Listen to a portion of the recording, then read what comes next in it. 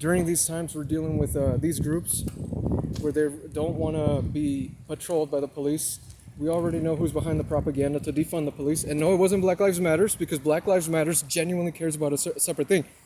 It's the leaders of those movements that want to spread that, okay? The people that are like you and me don't have those ideas to defund the police.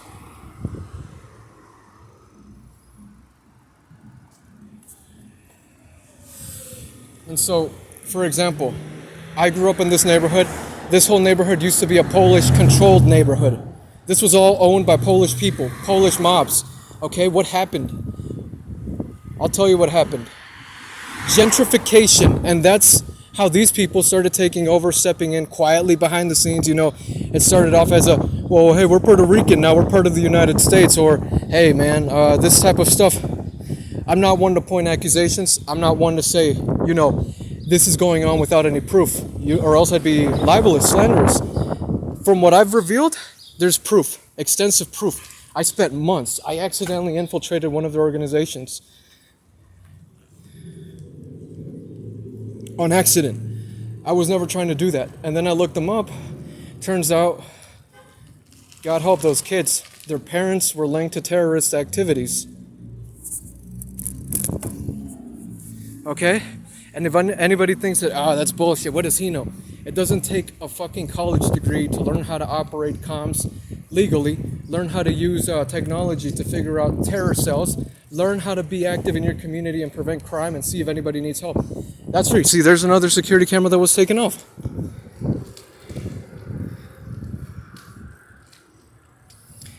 The way in which they operate is they're scared shitless when they don't know what's going on.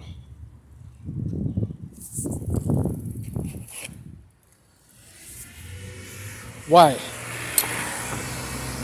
What would a group that seeks to recruit members and make a mockery of our Constitution and everything seek to gain from these little operations by wiggling their way into communities? Takeover, influence, power, control, domination. Now, in that neighborhood that I come from, the investigation concluded that, yes, those people were under watch for a long time before I ever got into the picture, before I ever had to even share the pictures, video, audio, all that. That was proof, okay? It took me months to figure that shit out. I always wondered why, after we came back in 2014 from Mexico, why those neighbors were outside. I later found out what they're linked to.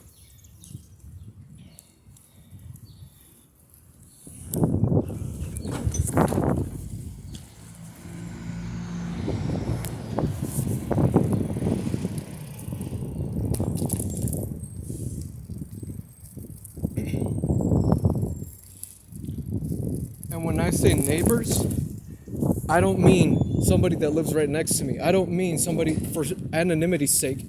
I say neighbors because these people are within a perimeter, right? And like I said, this was my old neighborhood. Everything was Polish controlled. What happened? I come back and I see that it's all degeneracy running rampant in this type of organization. And this is what it is. During these times, they believe that if they spread the narrative of black against white and brown on the uprise, they will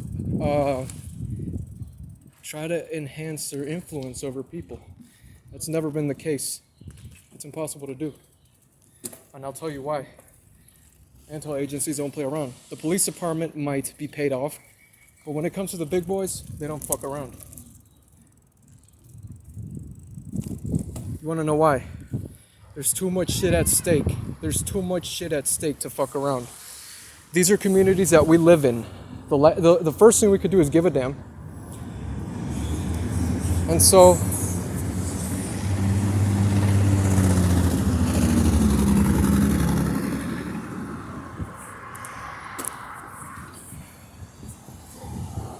(24/7). I like to know what's going on everywhere at all times. Why? Because even if I can't be there, somebody's watching. That's worth more than actually going or being there.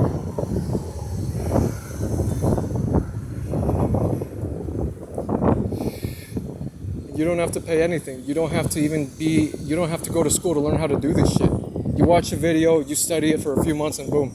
Eventually, you catch the attention of these motherfuckers, and then that's how you get them in the fucking niche of, hey, we caught you. So now what's the next move? Because I'm certainly not going to stop. I'm not going to stop. We're not going to stop. This goes beyond my fucking city. This goes beyond what I'm doing. Fear is the last thing on my fucking mind. And engaging in combat is also the last thing on my mind. But I am prepared by any means at all times, and I know where the hell they are. So I guess it really comes down to maybe Black Lives Matter is saying defund the police because they know where terrorists live, they know who's selling your kids guns and drugs, but they don't want to act. That's why they're saying defund the police. And then we have martial law, and we get a lot of people to come, do what they can't do. Because the military does not play.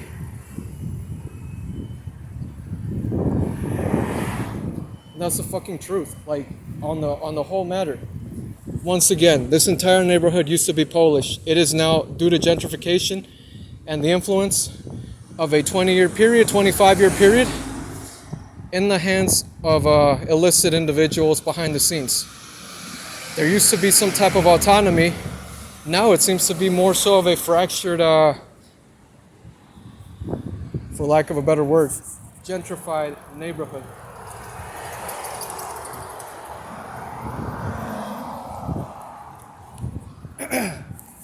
And you see they have a camera everywhere. Cameras everywhere. So when they ask, hey, why do you keep your cameras rolling? Why do you always have shit? Well, for the same reason anybody else would. Safety, protecting, and like I said, in that same neighborhood where I come from, the investigation before this investigation, that one person, the woman, the feds had to get involved because she was being beat and they found her. And then she talked and they witnessed protection. That's all I got to say on the matter. Same neighborhood I'm coming from, right?